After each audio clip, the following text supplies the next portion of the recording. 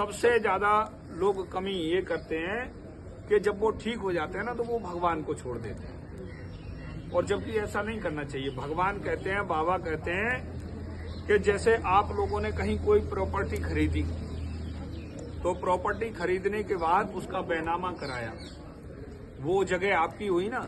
ऐसे ही भगवान का भाव है, बाबा का भाव है, हम सब उनकी संतान हैं। इसी प्रकार से अगर जहां दवा गोली काम नहीं कर रही हो, जहां डॉक्टर हाथ खड़े कर लें, वहां जो है बाबा की और उनकी कृपा से, उनकी दया से अगर हम ठीक हो जाते हैं, हमारे जीवन के कष्टों का निवारण हो जाता है, हमारी मनोकामना पूर्ण हो जाती है, तो वो ये कहते हैं कि अब तुम्हारे ऊपर मेरा अधिकार है ना। तो हमें जीवन भर उनकी सेवा करनी चाहिए। सेवा भी क्या करनी चाहिए साहब, वो भी सुनो आप लोग।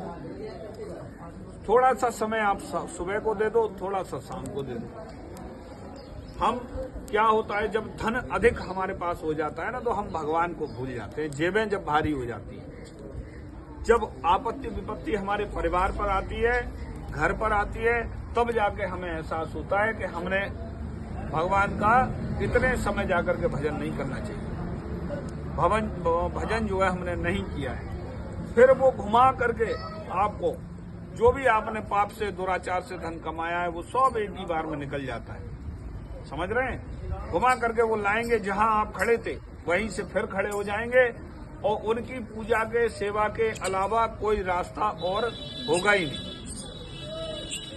कहीं ना कहीं से घर में ऐसा धन आ जाता है जिसका जो है हमें भोग भोगना पड़ता है। तो अच्छे कर्म करो, भगवान की सेवा करो और उनकी पूजा करो। सेवा और पूजा का फल आपको जरूर मिलेगा। भोजन करोगे तो पेट भरेगा, और पूजा करोगे तो उसका लाभ आपको जरूर मिलेगा। लोग आलोचनाएं करेंगे, लोग बुराइयां करेंगे, पर उनको करने दीजिए। जीवन का सत्य यही है कि जब आपने पूजा की है तो वो आपके साथ ही आएगी। आप प्रॉपर्टी खरीदोगे, मकान बनाओगे, घर बनाओगे, दुकान बनाओगे, वो सब आपका यहीं रखा रह जाएगा। अगर साथ कुछ जाएगा तो भगवान की सेवा और उनकी पूजा है। इस पूजा को हमें अपने जीवन में धारण कर लेना चाहिए। जैसे भोजन आप समय से करते हो, ऐसे ही पूजा आपको समय से करनी चाहिए।